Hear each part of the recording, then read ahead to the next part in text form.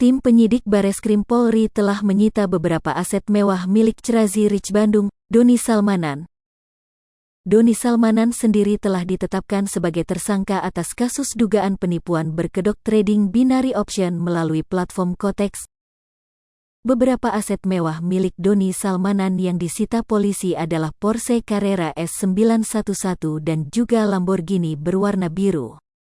Bareskrim Polri juga menyita mobil lain berjenis SUV berwarna hitam dan putih serta sejumlah motor gede, moge, mewah seperti Kawasaki H2, Kawasan ZX-10R, BMW S1000RR, Ducati Superleggera V4, yang juga ikut disita.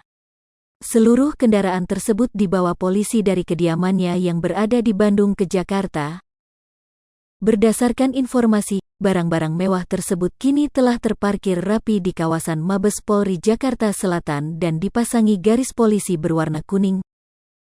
Hal itu dibenarkan oleh Komisaris Besar Polisi, Kombes Pol Reinhard Hutagaol.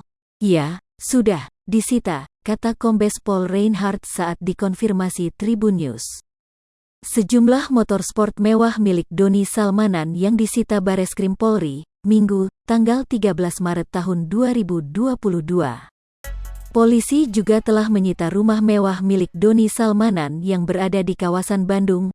"Ya, rumah telah disita di Bandung," tutur Reinhard.